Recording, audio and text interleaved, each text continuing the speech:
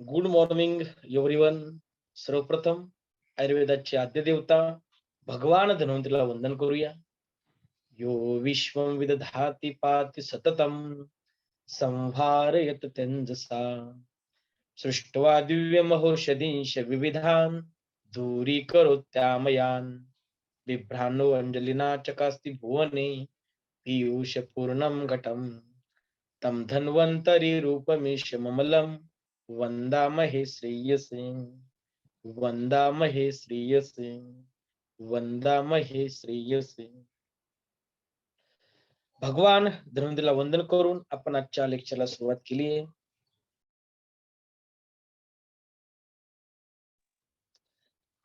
चरक संहिता सूत्रस्थान स्वेद अध्याय हमारा चालू है. तो हमने अभी तक श्लोक नंबर 46 तक देखा है.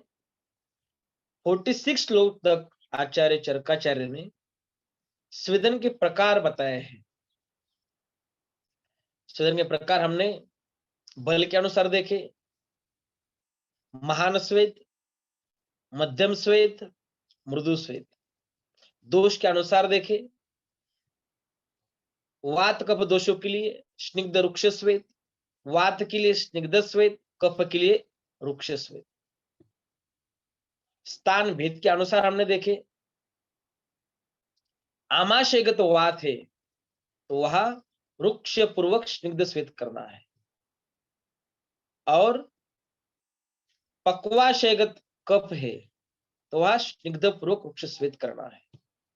उसके बाद अवयव के अनुसार हमने स्वेदन के भेद देखे.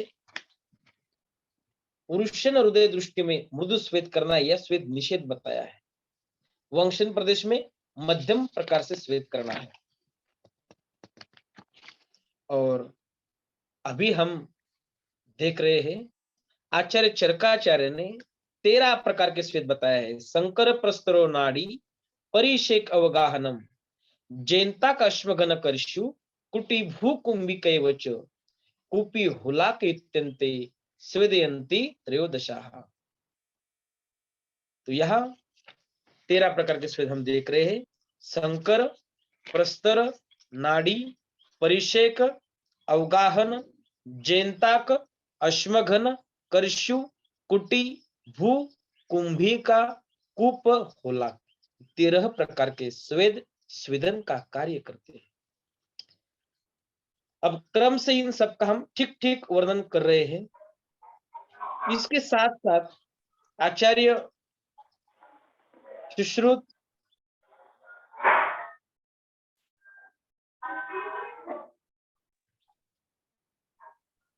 वैष्णवी साळुंखे आपला माईक म्यूट करा.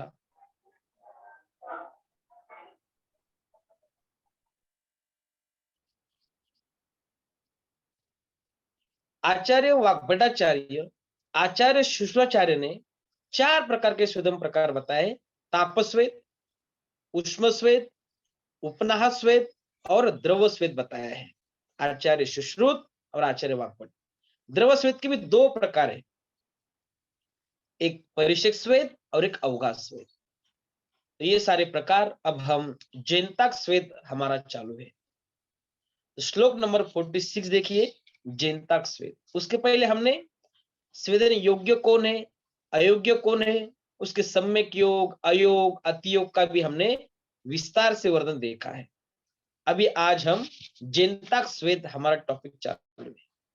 46 श्लोक पहले लेक्चर में उसके बारे में श्लोक हो चुका है. अभी हम विस्तार से उनका वर्णन करेंगे. इसमें पीजी एंट्रेंस के लिए क्या इंपॉर्टेंट है, प्रैक्टिस के लिए क्या इंपॉर्टेंट है.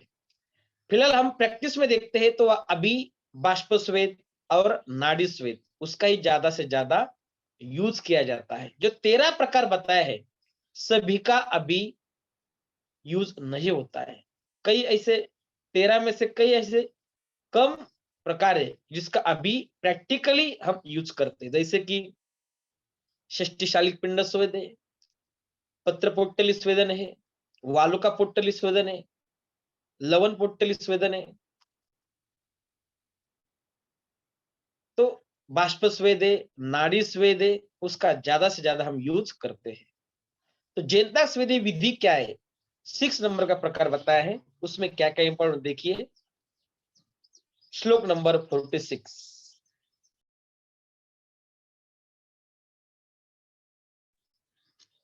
जेनताक स्वेद कराने का इच्छुक वैद्य पहले भूमि की परीक्षा करे, आतुरालय से पूर्व या उत्तर दिशा में उपजाऊ, समतल और उत्तम भूमि की खोज करे।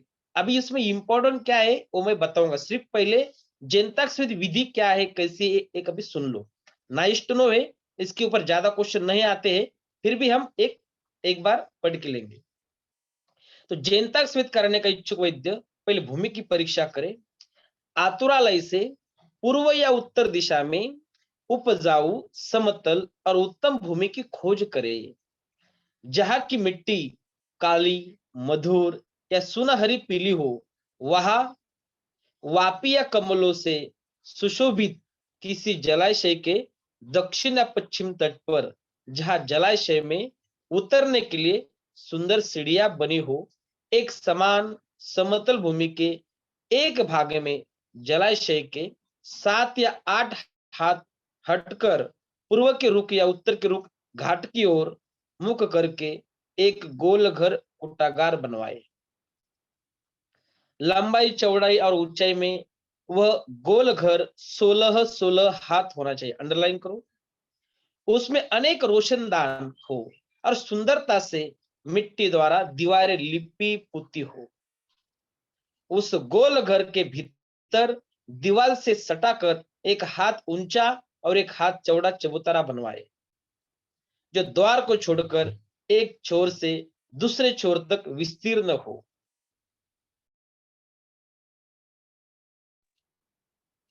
गोल घर के मध्य में 4 हाथ ऊंचे पुरुष की लंबाई के परिमाण में मिट्टी के एक अंगार कोष्टक स्तंभ बनवाए, जो भट्टी की तरह हो और ढक्कनदार हो, तथा जिसमें बहुत से छोटे छोटे छिद्र हो।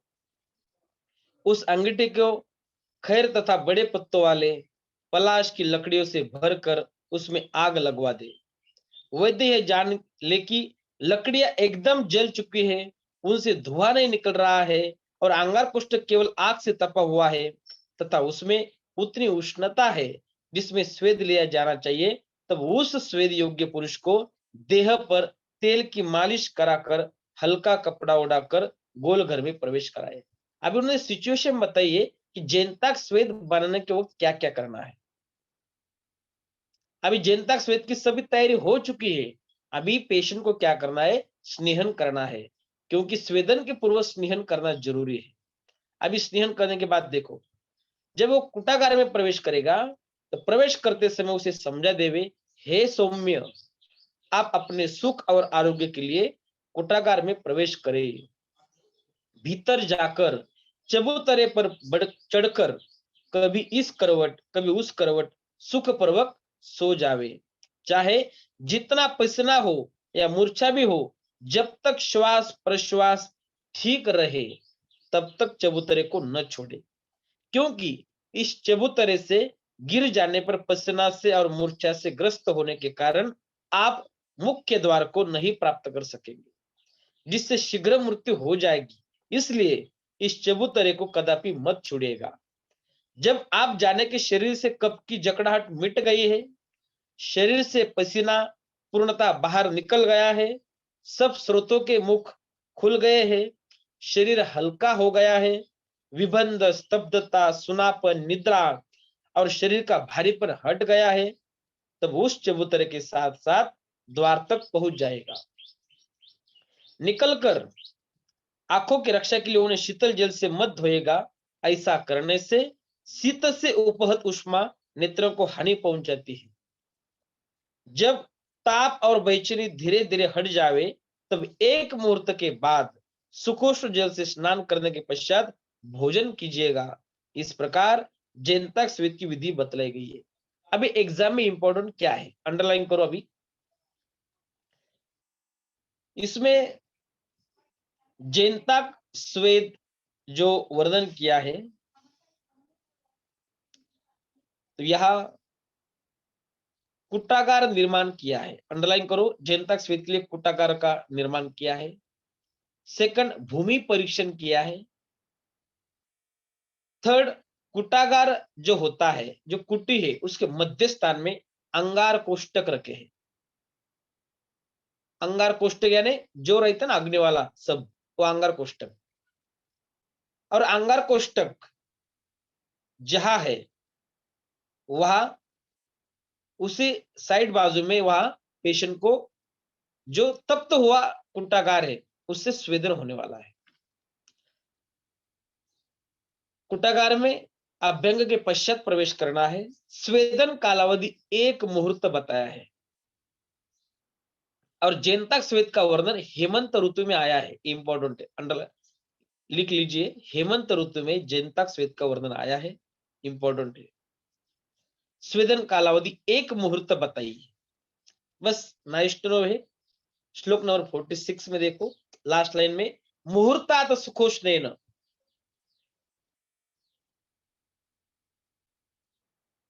स्वेदन कालावधि 1 मुहूर्त बताया है। आगे चलेंगे, अगला है अश्वगन स्वेद की विधि।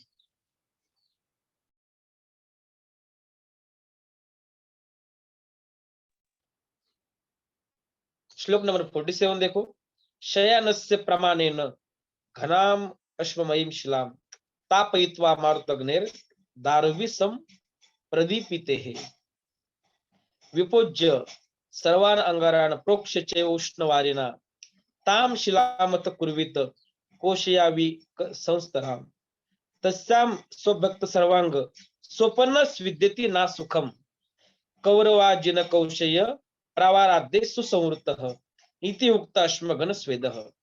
आदि अश्मगन, अश्म यानी पत्थर। अभी देखो इसका विधि क्या बताया है। जिस पर मनुष्य पूरा लेट सके, इतनी लंबी चौड़ी एवं मजबूत पत्थर की शिला को वातनाशक लकड़ियों को सुलगाकर गर्म करे, फिर सब अंगारों को हटाकर शिला को गर्म पानी से पोंछ ले और शिला के ऊपर रेशमी या ऊनी चादर बिछावे। जिस पुरुष का स्वेदन करना हो वह अपने शरीर में तेल की सरवंग में मालिश कर उस शिला पर शयन करे। ऊपर से सूती चादर, मृगछाला, रेशमी चादर या कंबल आदि ओढ़ लेवे तो सुख पूर्वक स्वेदन हो जाता है। इस प्रकार अश्वगन स्वेद कह दिया गया है। सिंपल है, इसमें कोई ऐसा एमसीक्यू आने वाला नहीं है हमारे एआईपीजीटी में। लेकिन अश्वगन श्वेत किसे कहते हैं? एक शिला है, शिला के ऊपर हमने बहुत सारे वातनाशक द्रव्य डाले हैं, उसको आग लगाकर उसके बाद जो गर्म हुई है शिला, बराबर है, और सभी जब द्रव्य गर्म हो जाते हैं तभी बाद में उसको निकाल लेना है हटाकर। फिर सब अंगारों को हटाकर शिला को गर्म पानी से पोंछ ले और शिला के ऊपर रेशमी या ऊनी चादर बिछावे। और जिस पुरुष का स्वेदन करना हो वो अपने शरीर में तेल की सर्वांग में मालिश कर उस शिला पर शयन करे। सब वातना द्रव्य निकालना है, गर्म हो गई शिला में वस्त्र आच्छादन करना है, उसके ऊपर सुलाना है पेशेंट को, और शरीर के अंग पर सब रेशमी चादर या कमल आदि ओढ़ लेवे, सुख पूर्वक स्वेदन हो जाता है। अश्वगन स्वेद है ना, इष्ट नो है। आगे चलो, श्लोक नंबर 51 देखो।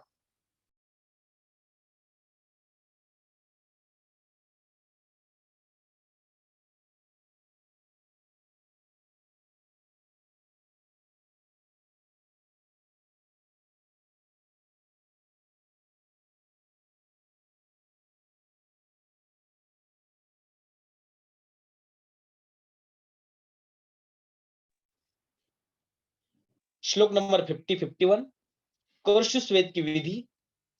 कर्षु स्वेद प्रवक्षते खाने शयन साध कर्षुम स्थान विभागवि दीप्तेर धूमेर अंगारिस्ताम कर्षुम पुरे ततः तस्याम उपरि शय्यायाम स्वप्नम सिद्ध्यति ना सुखम।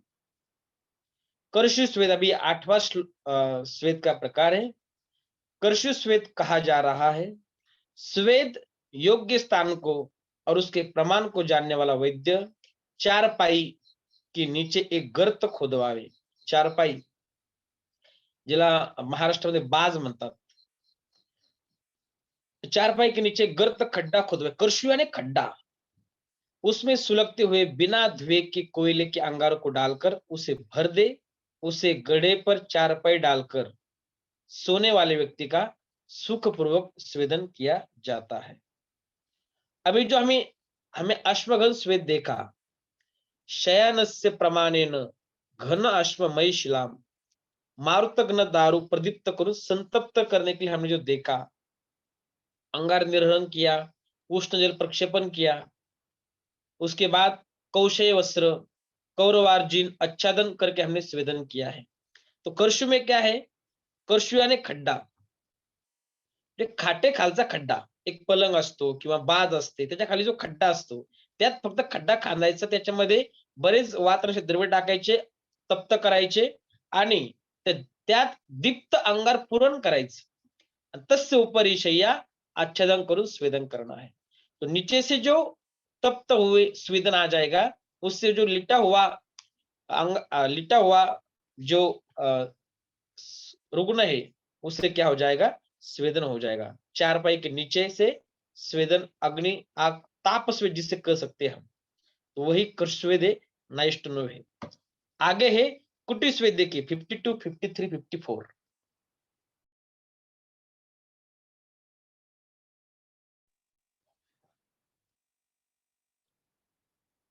कुटी स्वेद की विधि, अनत्य उस्तेद विस्ताराम वृत्ताकारम अलोचनाम घनवित्तिम कुटिम कृत्वा कुष्ठाद्य संप्रलेपयेत, कुटी मध्ये भिषकशय्याम स्वास्तीर्णम उपकल्पयेत, प्रवाराजनकोशय कुतकंबल गोलके, हसंतिकाभीर अंगार पूर्ण विस्ताम च सर्वशः, परिवार्यांतरा रोहित अभक्त स्विद्यते सुखम। अभी हमने कुटी स्वेद की विधि देख रही है। कुटी यानी झोपड़ी, एक ऐसी छोटी कुटी बनावे जो न बहुत ऊंची न बहुत लंबी चौड़ी हो, उसकी दीवार मोटी हो और उसमें जंगला, रोशनदान आदि कोई भी छिद्र न हो। उसकी भीतरी दीवार कुष्ठ आदि उष्ण स्वभाव की औषधियों की कल्क से लिपी गई हो। कुटी के बीच में एक चारपाई बिछा दे, जिस पर रजाई, तोशक, कृष्ण मृग चर्म, रेशमी वस्त्र, ऊनी कंबल, सन के वस्त्र बिछाए और कुछ ओढ़ने के लिए रख दे। चारपाई के चारों ओर अंगारों से भरी निर्धूम अंगीठिया सुलगा कर रख देवे।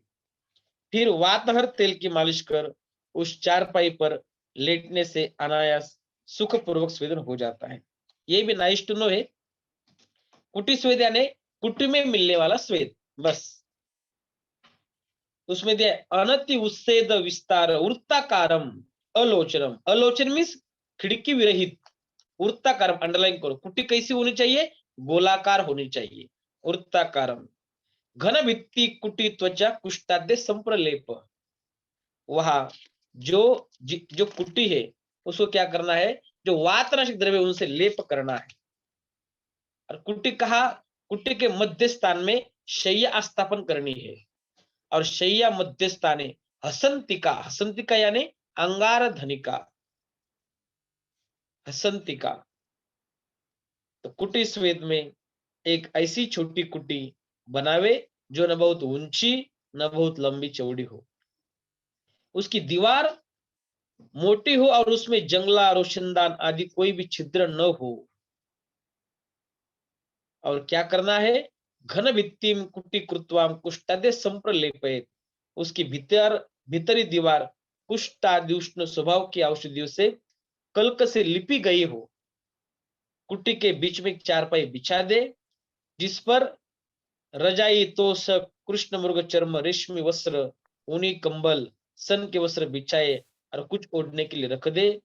चारपाई के चारों ओर अंगारों से भरी निर्धूम अंगीठिया सुलगा कर रख देवे। फिर वातर तेल की मालिश कर उस चारपाई पर लेटने से अनायास सुखपूर्वक स्वेदन हो जाता है। गरम करने के लिए कुटी स्वेद जो बताया है, इसमें स्वेदन देना है, लेकिन अभी प्रैक्टिकली होता नहीं है। मैंने पहले आपको बताया है, सिर्फ परीक्षा में कोई आ गया तो हमें पता होना चाहिए बस, नहीं तो नाइस टू नो पता होना चाहिए सिर्फ, इसलिए मैं बता रहा हूं। आगे 55 देखो, श्लोक नंबर 55, भूस्वेद।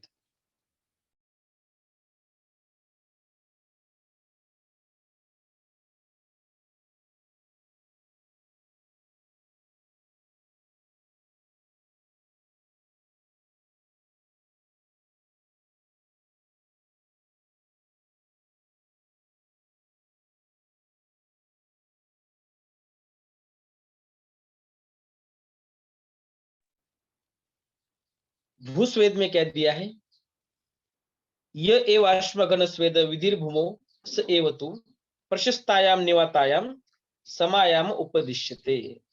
भूस्वेद की विधि, जो विधि अश्मघन स्वेद की है, वही विधि भूस्वेद की है। भूस्वेद में जहां वायु का वेग न हो, ऐसी समतल भूमि पर लकड़ियां जलाकर भूमि को तपा लिया जाता है और भूमि के तप जाने पर अंगार हटाकर हल्का पानी छिड़कर चादर बिछाकर तथा चादर ओढ़कर सोने से स्वेदन हो जाता है। इसे भूस्वेद कहते हैं। जो हमने अश्मगन स्वेद देखा, अश्म यानी पत्थर की शिला, जिसके ऊपर हमने वातनाशक द्रव्य डाले थे, उसको जलाकर उस शिला को तप्त किया था। उसके बाद वो सभी द्रव्य हटाकर उसमें हमने क्या किया था, रेशमी वस्त्र और या चादर उसके ऊपर डाली थी, स्नेहन किया हुआ पेशेंट को उसके ऊपर सुलाया था और आंग के ऊपर चादर ओढ़ी थी। उसी तरह अश्मगन स्वेद था। अब यह उसी ही प्रकार की क्रिया है, यह सिर्फ अश्मगन स्वेद में या अश्म था, पत्थर था, यहाँ क्या है, भूमि है।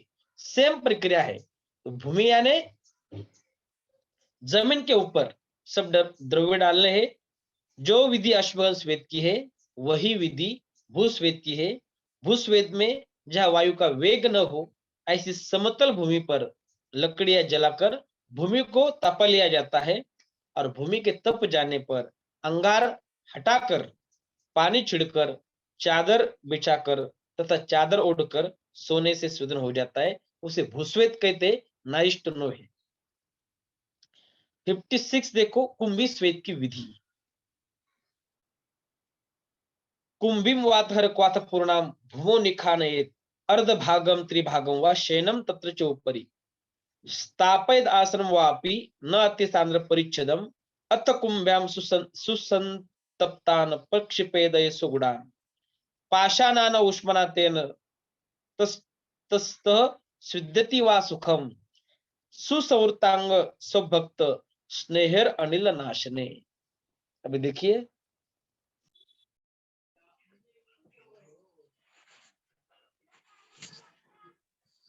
कुंभी स्वेद की विधि दी है। वातहर औषधियों के कौत से भरे हुए मटके को आधे या 3 भाग तक भूमि में गाड़ दे, उसके ऊपर एक छोटी चारपाई, खटोला या मचिया डाल दे और उस पर पतला बिस्तर बिछा दे। उस मटके के क्वाथ में आग में तपाकर लाल किए लोहे के गोले या पत्थर के गोले डाले और वातनाशक तेल की मालिश कर चादर या कंबल से शरीर को ढंक कर उस बिस्तर पर बैठे तो सुखपूर्वक स्वेदन हो जाता है। अभी कुंभी यानी हंडी जो रहता ना, पॉट, बस सभी सेम ही प्रकार है, कोई अलग अलग तरह से बताए हैं। इसमें इंपॉर्टेंट क्या है, क्या बताया है विधि, कि वातहर औषधि हमें स्वेदन करना है तो इसमें वातहर और कफ शामक ही द्रव्य डालने पड़ते हैं, क्योंकि वात और कफ के लिए स्वेदन बताया है, पित्त के लिए नहीं बताया है। इसलिए बार बार वातहर द्रव्य का उल्लेख किया है। तो वातहर औषधियों के क्वाथ से भरे हुए मटके को आधे या 3 भाग तक भूमि में गाड़ दे। जो भूमि है, जमीन है, उसके ऊपर गाड़ देना चाहिए। उसके ऊपर एक छोटी चारपाई, खटोला या मचिया डाल दे और उस पर पतला बिस्तर बिछा दे। नीचे मटका और ऊपर चारपाई। उस मटके की क्वाथ में आग में तपाकर लाल किए लोहे के गोले या पत्थर के गोले डाले और वातनाशक तेल की मालिश कर चादर या कंबल से शरीर को ढंक कर उस बिस्तर पर बैठे तो सुखपूर्वक सदन हो जाता है। तो वात और क्वाथ हमने उस मटके में डाला था, इसके ऊपर चारपाई थी, तब तो वे गोले उसमें डालने हैं, बस यही है। उससे जो स्वेदन होगा उससे पेशेंट को स्वेदन मिल जाएगा। यही है कुंभी स्वेद। आगे देखो, कुप स्वेद बताया है और लास्ट है होलाक स्वेद। कुप स्वेद और होलाक स्वेद के बारे में हम चर्चा करेंगे। तो कुंभी स्वेद में इंपॉर्टेंट क्या है कि वातहर क्वाथ युक्त कुंभी और उसके हाफ त्रिभाग उसको जमीन में गाड़ना है और कुंभी के ऊपर शयन स्थान है, उसमें तप्त गोले डालने हैं, उससे जो स्वेदन होगा वही कुंभ स्वेद। अभी कूप स्वेद, कूप यानी विहीर जिसे कहते हैं हम, कूप स्वेद। देखो उसमें क्या दिया है कूप स्वेद में, श्लोक नंबर 59।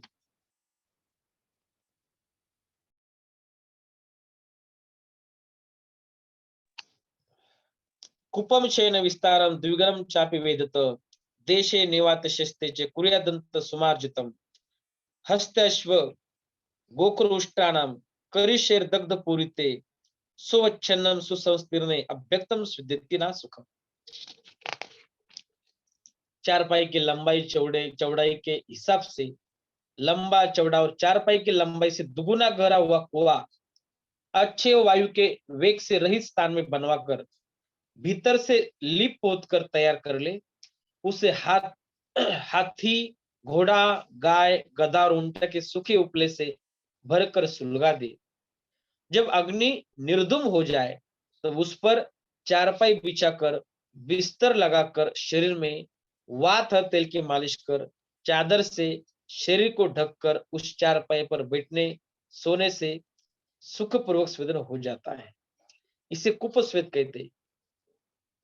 इस स्वेद की तरह एक स्वेद पहले कहा गया है जिसे कर्षु स्वेद करते हैं।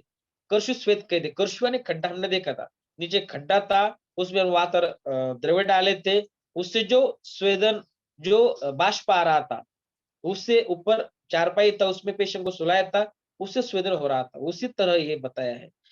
तो कर्षु का अर्थ ऐसा गड्ढा है जिसका ऊपर या मुख छोटा हो किंतु भीतर नीचे की ओर वह चौड़ा हो। इस स्वेद में अग्नि अधिक समय तक टिकी रहती है जिससे उत्तम स्वेदन होता है। और कुप स्वेद का गड्ढा ऊपर से नीचे तक एक समान चौड़ा होता है जिसमें कर्षु स्वेद की अपेक्षा ताप अल्प समय तक रहता है।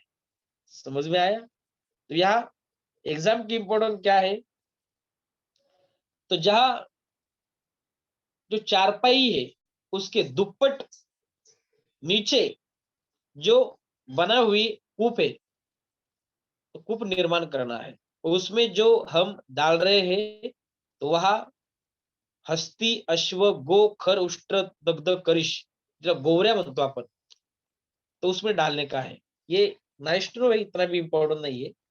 आगे चलो 61 63 होलाक स्वेद की विधि। धितिकाम तो करिशानाम यथोक्तानाम प्रदीपयेत, शयनांत प्रमाणेन शयम उपरि तत्र च, सुदग्धायाम विधुमायाम यथोक्तम उपकल्पयेत, स्वच्छन्नम स्वपंस्तत्राभ्यक्त स्विद्यति ना सुखम, होलाक स्वेद इत्येव सुख प्रोक्तो महर्षिणा इति त्रयोदश विधः स्वेदो अग्नि गुण संश्रया। होलाक स्वेद के बारे में बताया है। होलाक स्वेद की विधि, चारपाई की लंबाई चौड़ाई जितनी हो उतनी लंबी चौड़ी दीतिका को कुप स्वेद में बतलाए गए पशुओं की सूखी लीद और गोबर से भरकर सुलगा दे।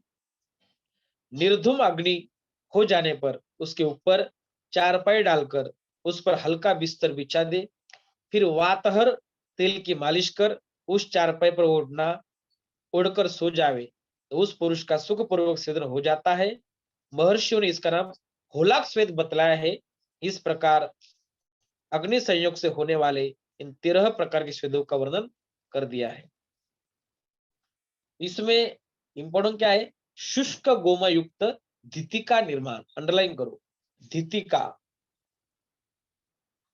धितिक्ताम तो करिशानम यथोक्तानम प्रदीपयेत। नाइस टू नो है। आगे चलो, निराग्नि स्वेद इंपॉर्टेंट है। 64 देखिए।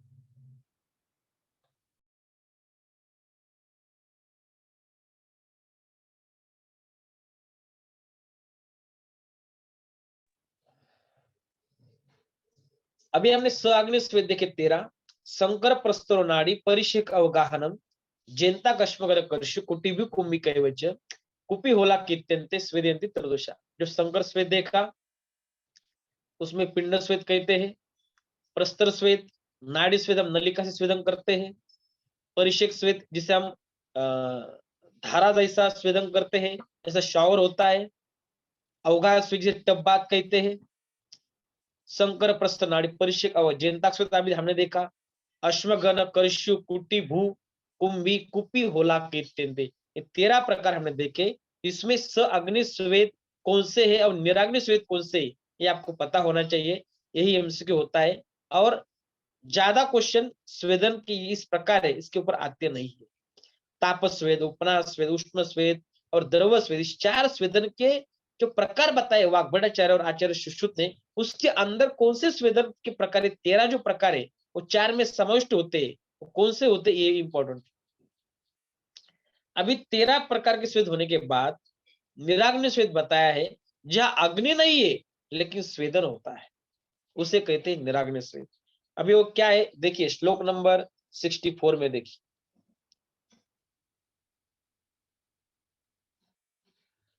व्यायाम उष्ण सदनम गुरु प्रावरणम शुदा बहुपानम भय क्रोध उपनाह अहव आतपा स्वेदयंती दशेतानि नरम अग्नि गुणाद्रुते।